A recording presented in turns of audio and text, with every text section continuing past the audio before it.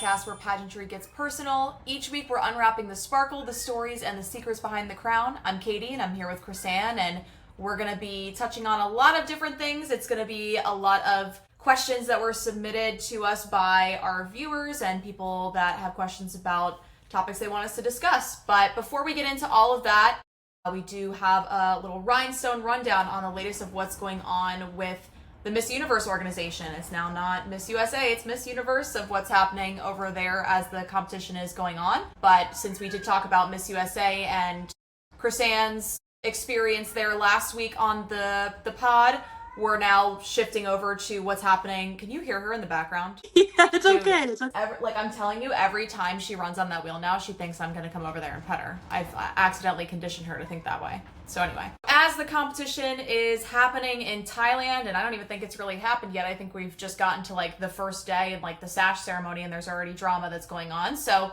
we'll get into that. So, Chrisanne, you want to give us the rundown of what's been happening? So, I know Miss Germany just did not show up because she's just like, peace. I know she has a child, and I know there was she made a whole long statement. I didn't read it because honestly, the long posts on social media, like I tune out.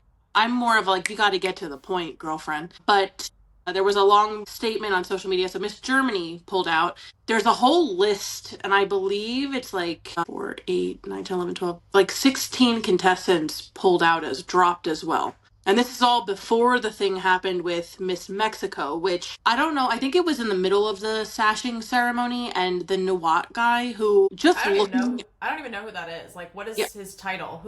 Who is he? Yeah, I don't know. All I know is from looking at him, I know he was involved in the Miss Grand International pageant, I believe. Looking at him, you can see he's a walking red flag. And I've heard some horror stories about how he treats people. And that was evident during the sashing ceremony. First of all, he should have just been sitting down and, watching. But he had something to say. And one of the sponsors, I know that they were promoting an online gambling sponsor.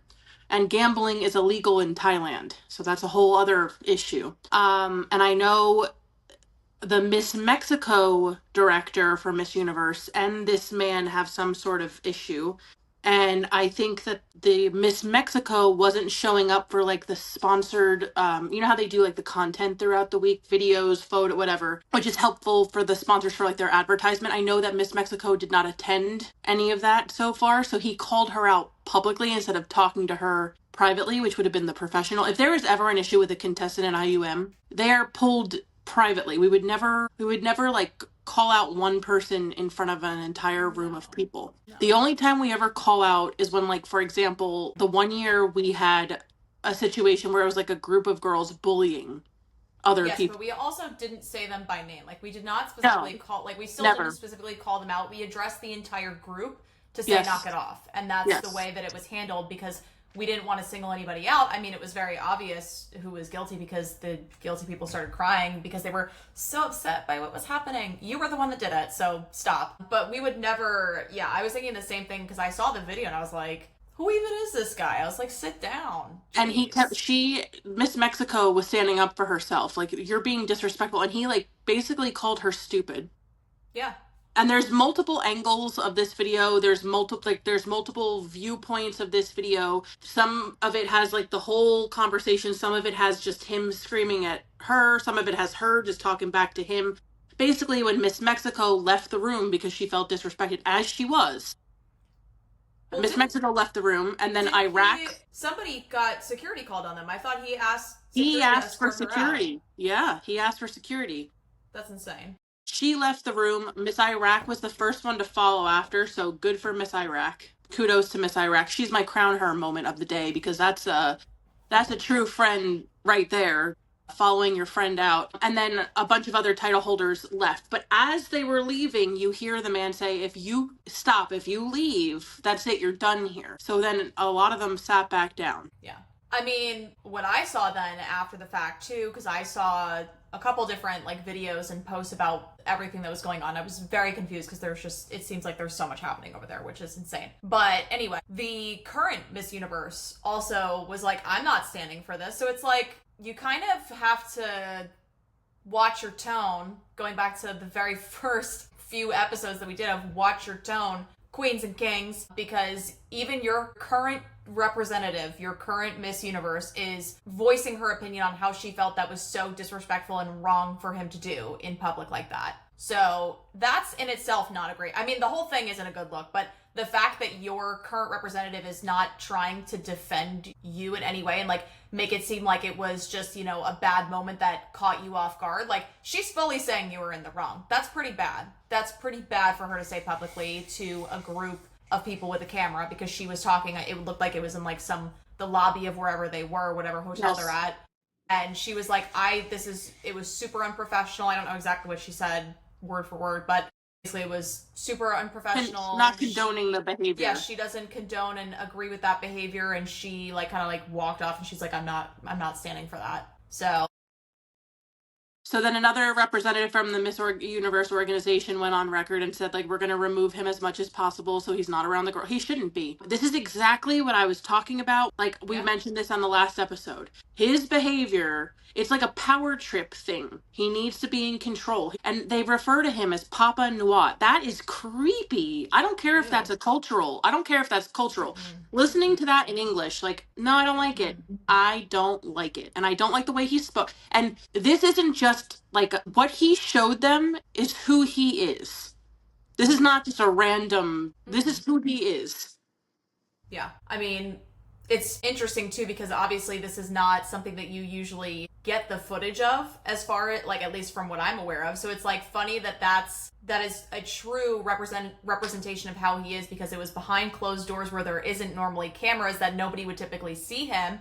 Yeah. And lo and behold, it just happened that somebody got it on camera this time. And I think that that's just, again, I try so hard to give this organization entirely at this point the benefit of the doubt, but they're really just shooting themselves in the foot here, because it's like everywhere you turn, there's something new.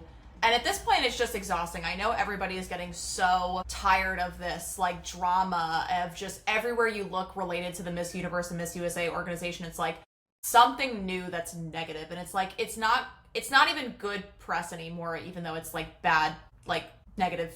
It's just overall not great at this point. It's not even like, you know, what we talked about before of like any press is good press. Not in this scenario, when it's literally like every single day at this point, there's something new about this organization that's coming out. Right, and since they've been there, there's been nothing but scandal the entire time. And now so much so that they have to remove this guy from the public-facing view because he's such a problem. If he's that much of a loose cannon, he should not be involved in an organization at this level and have that kind of power, because that kind of power corrupts people with the wrong intentions. Mm-hmm. Oh yeah, absolutely. I agree. I mean, it's like a cancer at that point to your organization. You have one person that's going to drag the whole vibe of the organization, just the overall reputation of the organization completely back underwater, where Miss USA was a couple weeks ago and is still trying to crawl out of, because the Sassy Man apocalypse is still continuing with Tom. I mean, listen, I know a couple episodes back I was like, good for him for standing up for himself, of like trying to get together, but at this point now, it's very excessive. I agree with you of like, he just needs to like focus on what's happening in front of him and not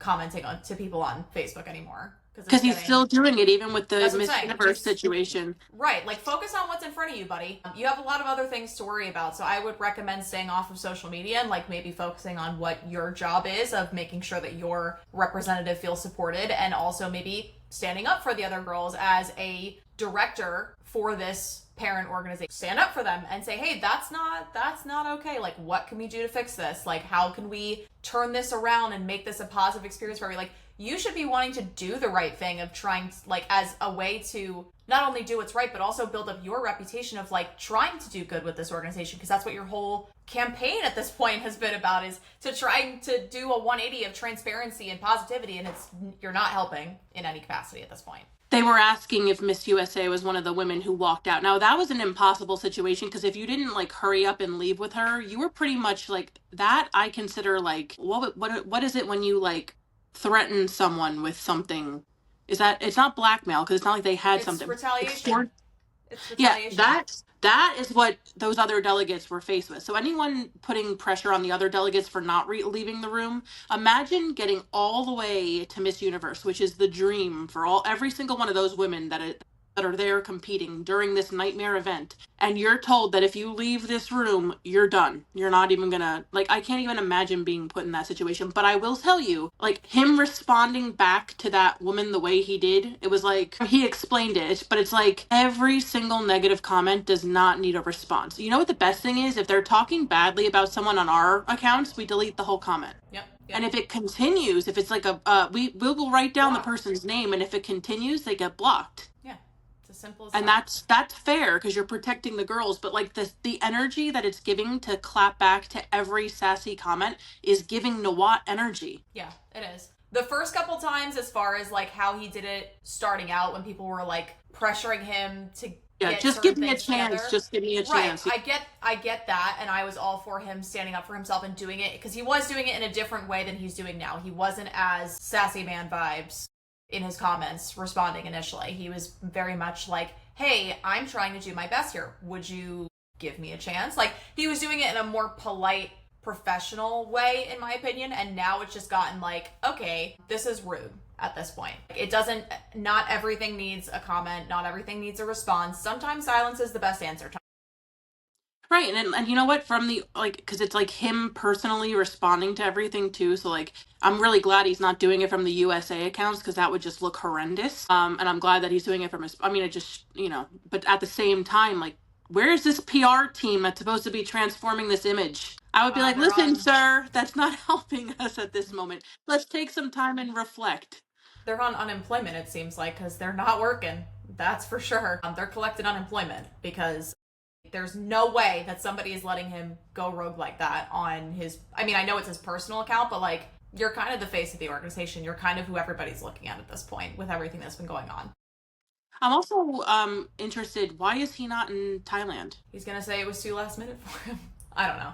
I'm just making jokes and being stupid, but yeah, I feel like that's how I would at least respond, of like, hey, pal, stop responding to me and focus on your title holder that's overseas that you're not supporting, it sounds like, as far as like making sure that she's good. I mean, I don't know what's happening on the back end of behind closed doors of how he's supporting her, but I mean, he's been awfully quiet about what's been happening over there so far, from, because I don't think, I'm going to check now to make sure I don't misspeak, but I don't think the Miss USA organization's put out any type of statement of what's been happening over there. No. They haven't. It's been funny too, because I've seen so many press releases that were published, and they're from all different, like, some of them are from national directors of other countries that are there at the Miss Universe competition. Some are from Miss Universe themselves. But like the one post from the Miss Universe organization that I thought was just like, to me, it just threw up giant red flags. They were like, the girls will only be judged on this, this, and this. And it's like, basically, we promise it's fair. That's always a red flag. When you have to like go above and beyond to tell people that your organization is fair. One of my friends said that to me. I can't shout her out because I don't think she wants to be quoted for that, but good point to her. But what I will say is, they were having a dinner, some kind of, I wasn't I half follow, because again, it's like too much. And it was like a kind of like the same concept as like a People's Choice voting thing. And like there was like a top 10, and those top 10 got this special dinner. That's not fair. Yeah, I didn't see any of that, but sounds really, I don't even have the words for this organization anymore. It really just like irritates me at this point to hear constantly about something that's going on with this group that can't seem to just figure it out at this point of what is acceptable in the world of pageantry at this point. And what, I mean, it's not hard, people. I mean, just for God's sake, like, do it for the right reasons. If you don't feel that way and you're truly in it for the wrong reason, at least make it look good. At least make it look like you're making an effort, because at this point it's just blatant that you don't care. You're pushing people away actively from this entire industry, and especially from your organization. And it's pathetic at this point. I mean, just do better. There's no other way to say it. I don't even have words for what this organization is at this point. It's pathetic. That's the only way to describe it. Yeah, I think we should move away from there, because it's only going to get me more and more angry. And I'm really nervous about the rest of the week. I hope that they can get this continuing. Like, I know they finished the sash ceremony later on, and the Miss Universe was the one who did it like by herself. It was like a her, which should have been the whole time. But I know, and it was so funny. There was this woman that was with Nawat. I don't know who she was, but she was like, do you remember? I think the video I sent you had her in it. She was kind of like, shut up, like yeah.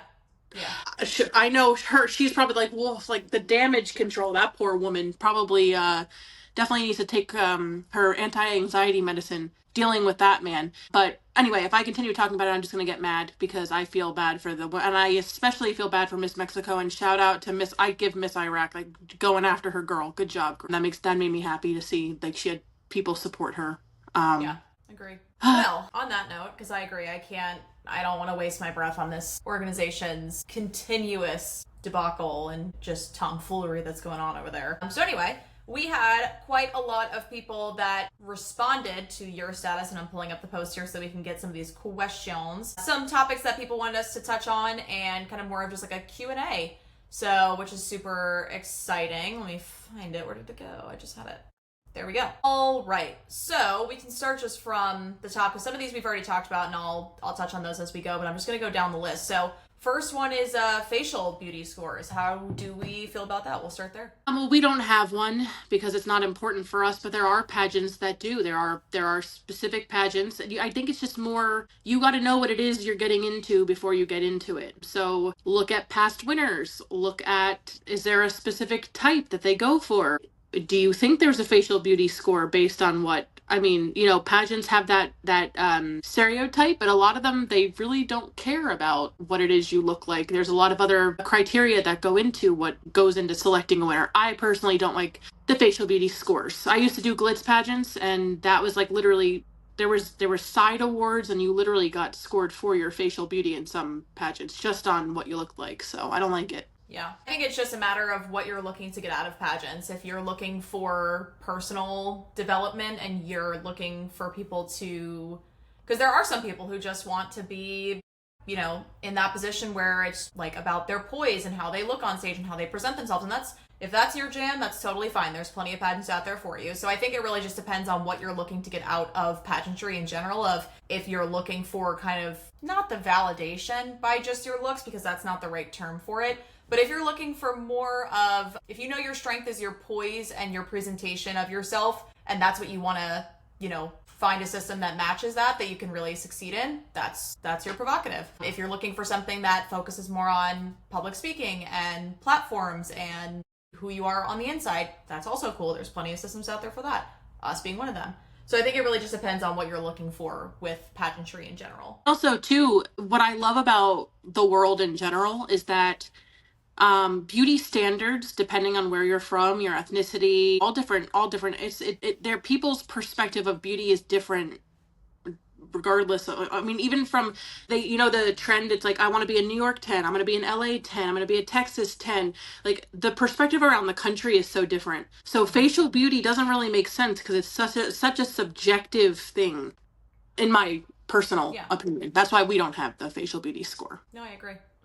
And leading into that is something we've touched on a little bit before, but there were two comments actually about dresses, so wardrobe and scoring, and then also when is wardrobe, like how far is too far with your wardrobe as far as like sheer gowns versus ball gowns, more traditional or something a little bit more unique and kind of outside of the box and more of like a risk to take when you're competing. Personally, I think wardrobe, we touched on this a couple episodes back about knowing your system and knowing what they look for. I think that's the biggest thing when it comes to wardrobe is how far is too far really depends on what system you're competing in and what does that system look for. And same thing of just knowing what a representative for them looks like. I'm not even saying like what they're looking for because it's up to the judges and they're, and as far as we're concerned, we're picking somebody to represent our organization and what we believe in and why we feel that pageantry is a positive thing for women of all ages. Knowing what that particular system that you're competing in is looking for as far as a representative goes and kind of not molding yourself and like changing who you are to fit that, but dressing accordingly for the job. Dress for the job that you want to have. Simple as that. It's the same standard with any interview. Dress for the job that you want to have. You're not going to show up to a corporate interview in a building that's filled with offices and all kinds of floors and is all very professional in sweatpants and a sweatshirt looking like Adam Sandler, are you? You may show up that way to an interview for like something way more casual, but dress for the job that you want to have, people. I think that's the easiest way to say it. Yeah, and then like it doesn't matter the cost of the gown, I would really say, because some people worry about couture. It doesn't need to be couture, but it does need to fit and flatter you. And I'm talking like down to coloring. I think it's beneficial for every single human, especially if they're involved in any type of thing where your image matters. And I'm talking even down to politicians. I really think people should get a color analysis done. I really think you should know what colors best suit you, what colors best look, on your skin tone and with your hair coloring, and that all makes a big difference. There are colors that I do not look as good in, and I would always want to put myself in the colors that I look best in. For example, a blue toned red is better for me than an orange toned red. I look horrid in an orange toned red, but a blue toned red really makes my features pop. So it's really about knowing the undertones of your colors. What there's like I know there's like a summer color palette, winter color palette, a warm winter, a cool winter. Getting one of those done I think is very beneficial in understanding the colors. Now also as well, you should also know what cuts and what styles look good on you as well. That is so crucial. You may love the style, like for example, for my wedding, I love a good mermaid, but when I wear a mermaid, because of the way my stomach is, if I'm not sucked into 4 pairs of Spanx, it gives me the tummy, and all you stare at, especially me as someone who like I know what my insecurities are. When I'm in a mermaid, all I stare at is that pooch area that I have, and it's just, know the styles that. So when I got married, I was in a ball gown because that's what looked great on me. I think it's important to know what looks good on you, your colors, making sure the dress is tailored to perfection. I can't even begin to tell you how important that is. If it's too long, if it's too short, if it's not taken in where it needs to be, there should be no gather room in your dress. Everything needs to fit to perfection, because the more pride you take in your appearance and the better you look, the better you look, the better you feel, the better you feel, the better you perform. Yeah, I agree. I think as if you, like you said, if you feel good, you're going to perform that, like your confidence is going to come through on stage, and that's when you're going to do your best. And especially we had a comment too, you kind of touched on this as well, about if being curvy can hinder your chances at achieving the crown and winning whatever system you're competing in. I think you hit the nail on the head of it. Really just comes back to how you're presenting yourself. I don't think that at least for our system, we have had women of all shapes, sizes, ages, and backgrounds, and a wide variety of women that have represented our organization on the national and international and even the state level. So for us personally, it's not about what you look like on the outside, it's about what you look like on the inside and what type of person you are, because that's really what our focus is on. But again, I do think that even though we don't have an attire score, I think that fit and flatter in any capacity, regardless of your shape or your size, whatever you look like, as long as that dress or that outfit, that fun fashion outfit, is flattering to you, I think you always have a chance to win. As long as it is something that looks good and fits and flatters you, and you feel confident in it as well, I think there's no saying that you don't have a chance when you're that confident in yourself, regardless of what you look like.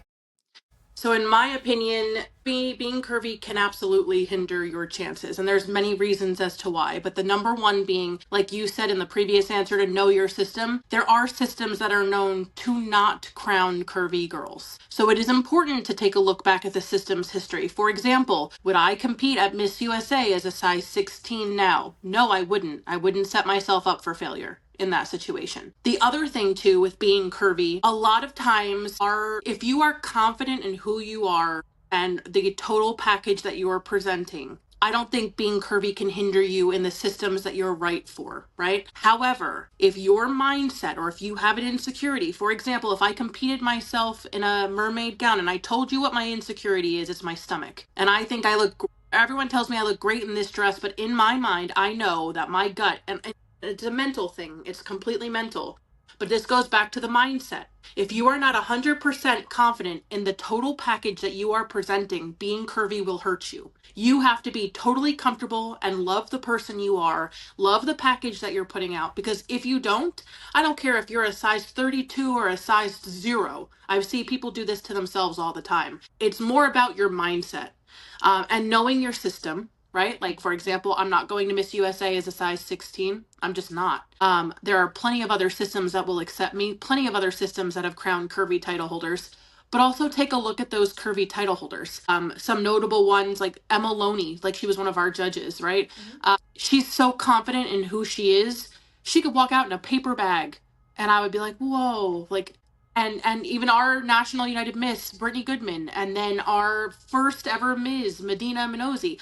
It's about having, when Medina did her phone interview, because we appointed the very first year, when she did her phone interview, she was so self-aware and so confident in who she was. It didn't matter what size she was. But I think a big problem we have, especially as curvy girls, is we are always put in these situations where we are told to be self-conscious about certain things and certain parts of our body, and that we shouldn't be confident. And look at the media, right? Like, the media, every magazine that you see is skinny girls and perfect. They don't even look like that. They're airbrushed to look like that. So it's like a mental thing that we have to get out of our own heads and ignore society. And if curvy girls are going to continue to be successful in this industry, it's a mindset thing. So yes, can being curvy hinder you? Yeah, you can also hinder yourself because you're curvy. That's more of what I'm trying to get at. Yeah, I agree. I think that, like I said, it's about how you're presenting yourself. And, you know, I agree that there are some, like you said, there are systems that just, that's not who they crown, and that's, you know, that's what they're about. And just knowing if that organization is right for you as whatever size, shape you are, I mean, just kind of knowing that, and again, fit and flatter of what is going to make you feel confident and make you shine. I mean, there's no, it sounds cheesy to say, but there's no other way to describe it. It's with any size and any shape woman. And another thing too, just on appearance, because I'm looking at the list here down at the bottom. If you see me looking down, that's what I'm looking at. Tattoos on winners. I have opinions on this. But yeah, me too. Go ahead, you first. I don't really think it's a problem as long as it's within reason. And I'll just put that out there of my opinion of reasonable is something that can be easily covered. Obviously, I am, you know, if face tattoos are your thing, rock on, sister. They're not mine. I have one behind my ear, I have one on my hip, I have one on my foot. Those are all ones that I can easily cover. I'm not competing anymore, and I don't ever plan to return. But I could cover them, and it's the same thing even with like a job. That was something that I was always taught and kind of, not like told growing up, but like something of like, just being cognizant of it, because, you know, back in the day it was more of like a taboo thing than it is now. But we've had plenty of winners that have visible tattoos in some capacity, whether it's on their feet, on their arms. I mean, it's not really something that we look for. So I think it's just, again, about knowing your system and knowing what their representation in the past has looked like, and is that something that they're rocking with or not. Many of our title holders have had tattoos. I have a tattoo. Holly has a tattoo. You have tattoos. But I will tell you, when I used to compete, I would, and it's not that I'm not against it at all. Like, I obviously have one on my rib cage, and it's significant. It's a nice size. But I will tell you that the way that I handle mine is I would cover it when I compete. And the reason why is that not everyone is as like liberal minded with tattoos as like we are. And you have the old school people. And why take a chance of having points taken off for something that you can cover for now, and then when you win, who cares? Rock out with your tattoo out. You know? Exactly. I think it's just a matter of, again, knowing your system and knowing what their past representation looks like, if it's something they're rocking with or not. But yeah, I always err on the side of caution of, if it's something larger that people are going to see very easily, like if you have any on your hands or your arms, like I personally would just cover it. But that's just my opinion. It really just depends on judging panel. We don't instruct judges to. Yeah, they're not supposed to take off points for it. We don't, again, it's something that's just everyone's individual opinion, because we've had queens that do and queens that don't. It doesn't really matter to us. Again, it's about who you are on the inside. So that's that. And then the one that I do want to touch on is the social media platforms and things you're tired of seeing. Something that I'm really tired of seeing as far as platforms are concerned is when girls will fit their entire platform to fit the brand they're competing for. For example, we use an acronym called HEROIC. It is not a platform. It is not our platform. We don't force people to use that platform. What that is the letters that we came up with that we feel represent a leader. And people run with that and make it their whole platform. It's not a platform. Listen, if you've competed for us, you guys know I cannot stand any time that you put on your casual wear MC card more than one sentence, as it says at the very top. 2 sentence max. Stop incorporating heroic into your somewhat bluish teal little bow in your hair with your outfit. Stop. It's not going to help in any capacity. Literally, like, my eye is twitching right now. That's how much it irritates me, because it's not, it's great that you understand and know our mission. You want to embody that. That's not the time and place to do it, because it literally just looks like forced at that point. That's why it drives me, is because it's so forced. Like, you found the tiniest way to add that in there thinking that it's going to get you ahead. It's not. I'll just tell you right now, it's not. And also, we got so far away from what an actual platform is. I don't know when that happened and when that shift happened. Platforms used to be something that you, like, for example, my grandmother died of colon cancer. My mom dropped dead of a heart attack. Colon cancer runs in my family. Breast cancer runs in my family.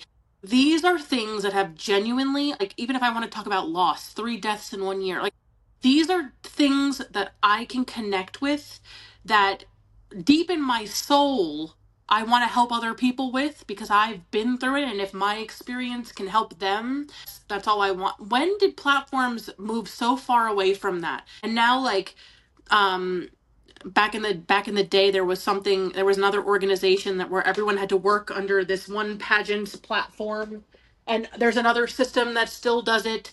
And it's like, platform should be a cause that you are super, like, connected to, and you can talk about, and that you have personal experience with. I don't know. Do you know what I mean when I say that? The exact reason why people do that nowadays, of just like whatever they feel is going to get them, because they're all about themselves. I'm sorry. The world that we live in today is so incredibly selfish. It's alarming that people cannot just be good human beings and think of anyone other than themselves. So that's the reason, at least in my opinion, that I think we've gotten so far away from people building platforms around things that they're actually passionate about and have a connection to, is because they're looking at it from, what is going to make me look the best to the system? They're adopting to the ways of what, and again, it's one thing when we say know your system, we're not saying to change who you are as a person to become that person that they may be looking for.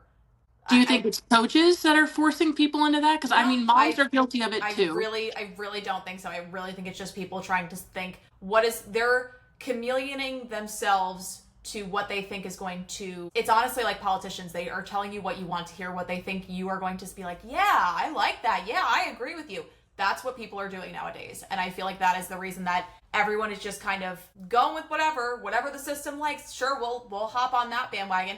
And it's one thing to support if there is like a platform or a charity that this particular organization that you're competing for supports in general. Like, they have proceeds, like we did the toy drive, the bear drive donation for Kid Is Promise. That's one thing to support whatever the organization that you're competing for's platform is. You should also have your own, of something that you actually do care about, because I say this every year to every single contestant that sits in my ballroom during rehearsal. If you leave this week, and I'm talking about our international competition, if you leave this week without the international or national crown, that's okay. Because guess what? The one thing that I ask of all of our delegates, whether they're a state title holder or a regional title holder, use your crown and banner to bring attention and bring awareness to something that you actually care about. Because people are always going to pay attention to the shiny hat, and they're going to want to know who you are and why, what all of that is about. That's going to draw them in to talk to you, so that you have an opportunity to share with them whatever it is you're passionate about. That's where people are losing the focus, because again, they're just thinking about themselves. What is going to get me ahead? What's going to get me the title? What's going to help me win? Blah, blah, blah, blah, blah. That fakeness is what's going to prevent you from winning. So guess what, Joker? It's on you. Figure it out. And also with our little ones, I know the big thing with the moms are like, they're little. How can they have a platform? Look around you. You go to school. You know how many kids in that classroom did not come to school having anything to eat for breakfast? Hello, my best friend growing up had diabetes. My platform for the entire 6 years that I first did interview pageants was about JDRF.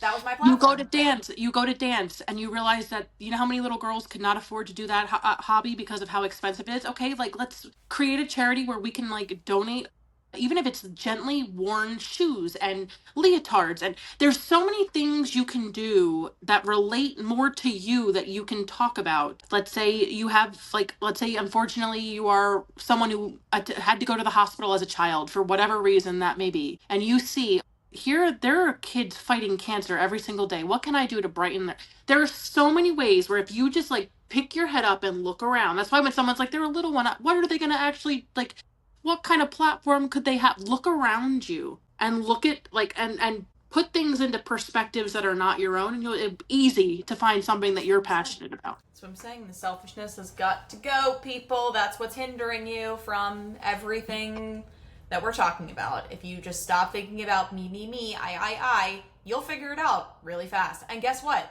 You'll probably see some more success if you're not seeing success right now in pageantry. If you just stop looking at what is this going to benefit me, and as far as like platforms go, and like being able to just be a good person. I mean, I'm getting off topic because society. But that's what scholarship pageants are. You're right. You're right. Scholarship pageants aren't about what can they do for me. It's about what can I do for everybody else. Like, that's what scholarship pageants are. That was a great point. What can I use the shiny hat for that I care to bring awareness to things that I care about? I say it every year. If you do nothing else with this title, do not let it sit on a shelf and collect dust. Get out there in your community. Use it to bring attention to something that you care about. I don't even care if it's something like our school is closing down or our school is having underfunded programs. Get out there and do something about it. I mean, it's as simple as that. I mean, maybe I was just raised differently, but like Kim Kardashian said, get off your butt and work, okay? Nobody wants to work.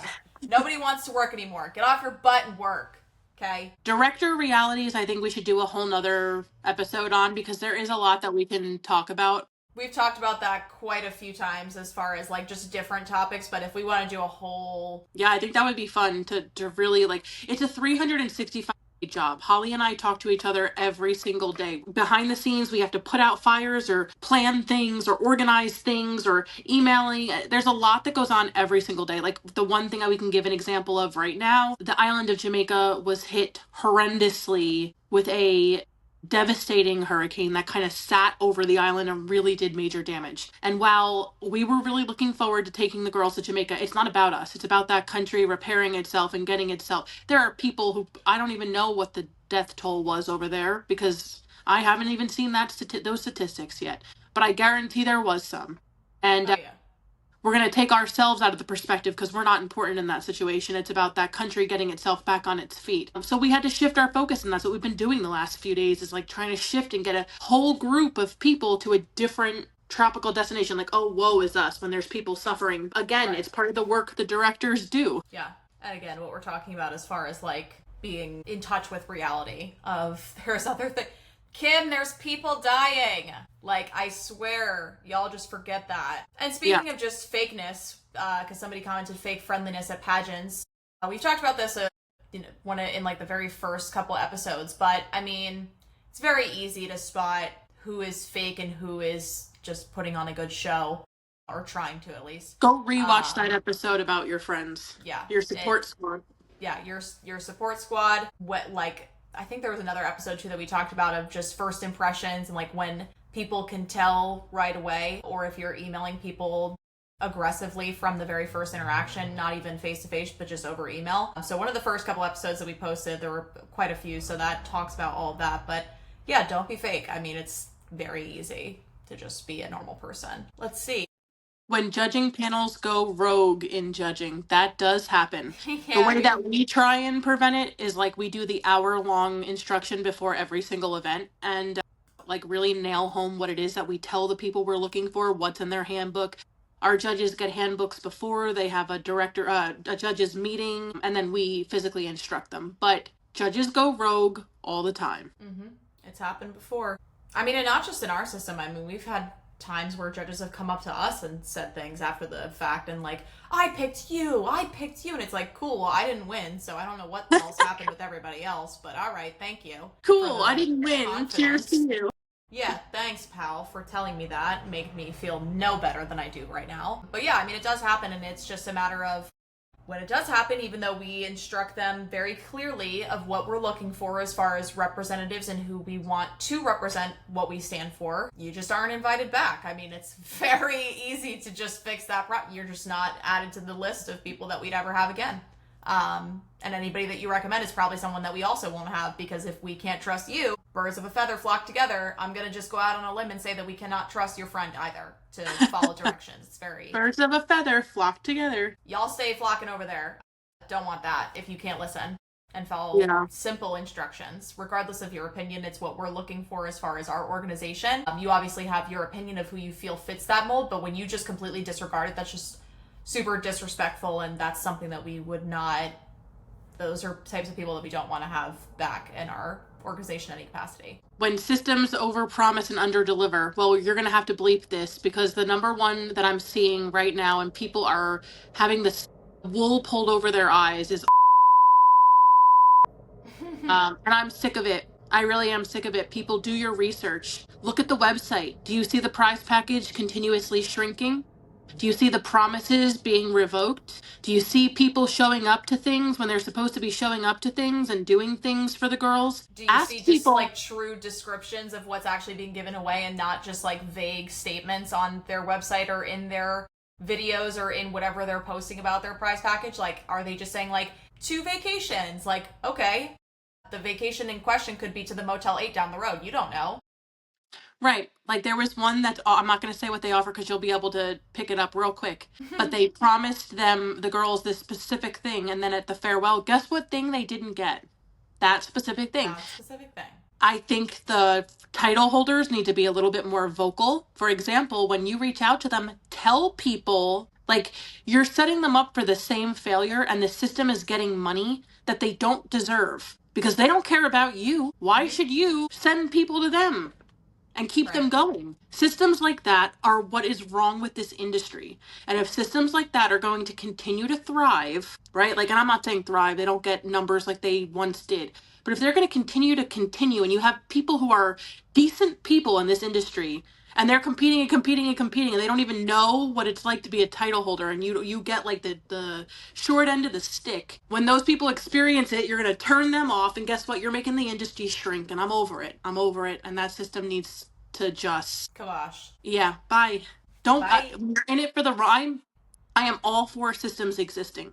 People should have choices. Not every system is for every person. I understand that. That's why I didn't want Miss USA to crumble and die.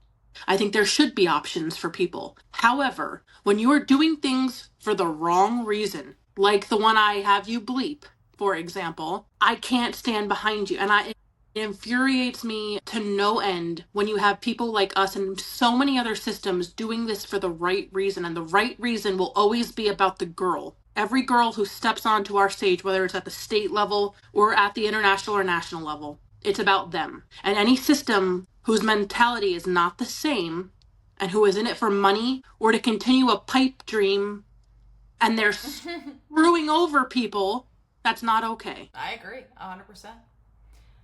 I mean, it's, again, I hope that it's becoming clearer and clearer to people, the people and the systems that are truly around for the right reasons and in it for the right reasons as far as directors go.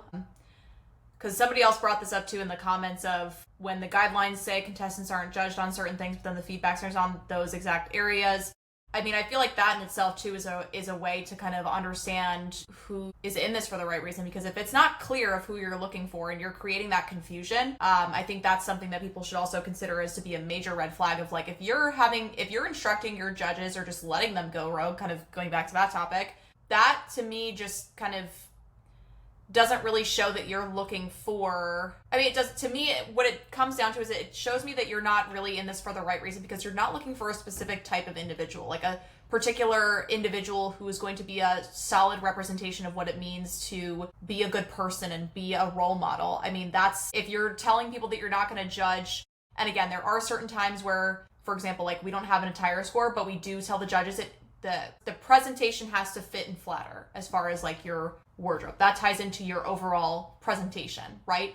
So I understand how that could maybe sometimes be confusing of, like, shoes, question mark, of if the shoes don't fit or your toes are hanging on for dear life over the front of it. It's distracting because that's part of your presentation and your poise. So I can understand that, but if you are telling people we don't judge on, I don't know, facial beauty, and it's clearly obvious that the girl who won that system only won for her looks, that's something that, like, you're just not in it for the right reasons then. That's a system that should be put on the red flag list. This one goes into, like, why are shoe comments even a thing? If shoes aren't distracting and fit an overall look, and she uses the comments like, for example, wear a more fun shoe, heels are too high, or change the shoe. So let me just put this into perspective. The judges are typically sitting low. The stage is elevated. What is in direct line of vision with their eyes? It's your feet. So unfortunately, that is the first thing, especially when you're right in front of them, that's the easiest thing for them to see without craning their necks up like this. Yeah. So, like you said, if their heels are hanging on for dear life, there's things you can do to prevent that. Those little insoles that would prevent you from slipping forward. But the ones here specifically, like heels are too high, you're probably not walking well if that's the comment. That, or it's not age appropriate. Right, age appropriate or walking well. The big thing is like when heels are too high, people walk very clunky and it's very obvious. Or their knees don't bend. You know what I'm talking about? When their knees, you know what I'm talking about? Yeah, they either walk like a baby deer or they walk like a Clydesdale. Yeah. And then again, like you're talking about personal preference shouldn't play a role, but that is what you're paying people for, their own perspective of the rules. So the pageant will give them their rules and it'll be like, okay, what's distracting to you? And that could be different things to different people. For example, remember the time where they're like, we don't like girls in red? Yeah, when they said that to me. I love a red gown, and you have a judge that doesn't think it's appropriate for you to be in red. So it's like those are personal preferences that unfortunately are going, and that's why we have so many judges. Because like, let's say there were only 2 judges and both of them hated you in red, but 2 could not like the red and 3 could. It's just that is personal. You're paying people for their personal preference. And I think also too, it comes down to how it's framed. Because like, for example, the 2 years that I competed back to back at Miss New Jersey USA, the first year I wore white, I came in 3rd runner-up. The judge that my mom came in contact with after the fact, and she was chatting with him and he was saying how he was a judge, and she said, oh, well, my daughter just placed in the top 5. Like, can I ask you for just some general feedback? This is who she was. And he says, oh yeah, I don't like blondes and white. Okay. A different way to frame that would have been maybe more constructive and less about like just overall personal how you feel about my appearance is I thought the white made her look a little bit too washed out. I think a color would make her stand out a little bit more. That's 2 different ways to look at that, of 1 based on a wardrobe score and 2 based on fit and flatter and overall appearance. I think that's the difference, and I think that's where sometimes people look at it, especially when you're coming off of just getting your scores, especially if you didn't win. People look at this with a lot of emotion and they don't look at it from a different perspective, and they feel like, oh, well, I was told that I am not going to be judged on how I look on stage, and here it is. Well, no, if you read it and you read the full context of what they were saying, and you look back maybe at the stage shots of yourself, they're talking about how it looked on you in your presentation on the stage. They're not talking about they just didn't like the dress personally. It's just that it didn't look to them flattering on you. I think it's about how people look at it as well, and that's kind of where the difference is, because that happens with our system. We don't have an attire score, but we're telling judges it's based on overall presentation of how you're presenting yourself as far as your poise and fit and flatter, and that's what that is. Yeah, fit and flatter. But again, the shoe one is hard. A lot of our judges pick up on shoes, and it's really either you need to make sure that, I don't even care if you're not in the highest heel, that you need to walk well in them. And I said that. Remember, I was like, ever since I sprained my ankle, the only heel that I could walk in comfortably was a wedge. Guess what? That's what's going to have to work. Because I wore flats the one year that if I wore heels of any kind, my toes were going to show, and it's weird because that's the first thing that you're seeing walk across the stage. I wore flats so that my toes were covered, and sure, I looked a foot shorter than everybody else because everybody else was in these gargantuan heels that were 6 inches plus next to me. Sure, I looked short, and I'm not a short person if you know me, but I felt that was the most appropriate option for me. Yeah, walk in what you can walk in. Adding extra height, especially on little ones, Yeah, I mean, it's going to be more obvious if somebody is struggling to walk or you're constantly tripping or like losing your balance. Like that is more obvious, and that's going to be a larger detriment than just wearing something you're comfortable in and being a little bit shorter than everybody else. Or the fact that if you wear a shorter heel, you're going to have to pay to get your dress hemmed. You could safety pin it yourself and not have to pay somebody for it in a lot of cases. So just do it, just for the sake of how you're able to present yourself confidently on stage. Comes back to that. Putting the fun back in fun fashion. I have differing opinions on this. Personally, I think there's a time when fun fashion routines are too much. And I love, personally, when I see a fun fashion outfit that doesn't have a cape, a long train in the back, and it's like more of like a high-low that people are swanging around everywhere, or some type of sleeve that does one of these color guard maneuver things on the stage. I personally like that because it's different. So I feel like everybody looks the same. So yes, putting the fun back in fun fashion of like being different and standing out. However, if you're doing the twirly whirly every 30 seconds on that stage, girl, I'm getting dizzy just looking at you. Relax. Tone it down a little bit. Clean Again, modeling is good. yes, I think I think we need to put the modeling part back into fun fashion. And I think everybody's having a little too much fun out there sometimes. It's a little bit extreme. I think we need to bring back some composure with it. That's my Yeah, if your opinion. hair's like whipping in your face, you're doing too much. Or you're just like twirling like you're gonna take off. Slow it down, baby girl. I mean, it's not, you can take a second and not do a spin every 10 seconds. Right, sometimes the spins look unsteady too. And that's how people fall. Because you're, again, if you're wearing the wrong shoes, if you're spinning consistently because you're trying to stand out and you have something that's long and gonna get tangled up in your feet, you're gonna be on the ground. And I'm sorry, I am also in 6-inch heels. I cannot come and lift you up off the ground to help you. I've seen it, I've literally seen it right in front of my face. I've seen multiple people just hit the ground. Eat it. Face first. It's crazy. So keep it fun, but keep it within reason, for God's sake. I also like think some people get a too, little out of control there. I think too, with coaches, I think when they're working with people, sometimes they're given routines that are above, like, for example, not everyone is capable of doing like a double spin, right? Like, it's just not a thing. Some people can, but if you force that into a routine and then that person is focusing on just that double spin, like you're taking, like, I don't know, it doesn't need to be. I would work on the moves that you're great at and the things that make you look good, and coaches need to coach to the individual person and like stop adding in things they don't need to. If the person keeps tripping up, let's say after like 3 lessons, if it's the same part of the routine that your girl is struggling on, remove it. Mm-hmm. Yep. Because what happens is you revert back to those behaviors when you're nervous. Mm-hmm. And you're asking for it on stage. I tell people that before they go on stage for fun fashion. I'm like, listen, if you haven't gotten that spin down or that extra move down, don't do it out there because you're going to fall. I'm sorry. There's a very high chance that you're going to just eat it. Yep. Transparency with judging, including online pageants and photo contests. I don't like the online photo. I'll just say that. I don't like the online. Me too. I don't like them either. And we just talked about judging with transparency. I think that's everything as far as like scoring. A lot of it was about like appearance and judging. Yeah, I think that was it.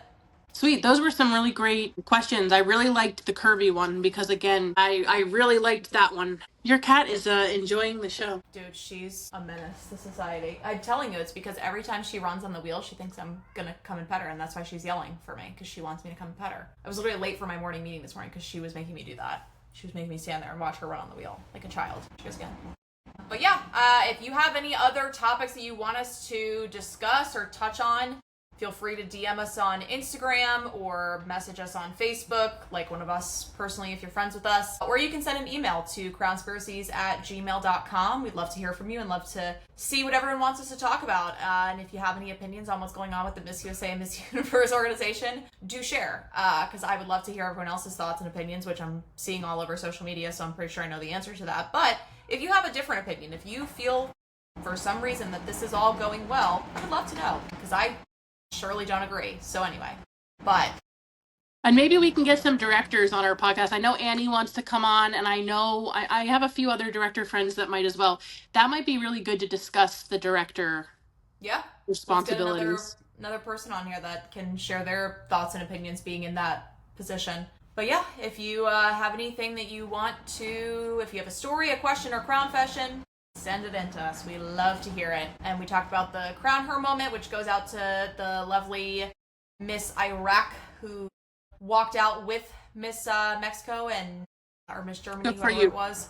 Good for you, girl. Crown her moment to anyone else that stood up for what's right and what's fair in that instance. And shout out to all of the Miss Universe delegates that are there currently going through all this madness. Power May the odds be ever in your favor, because it's like the Hunger Games out there.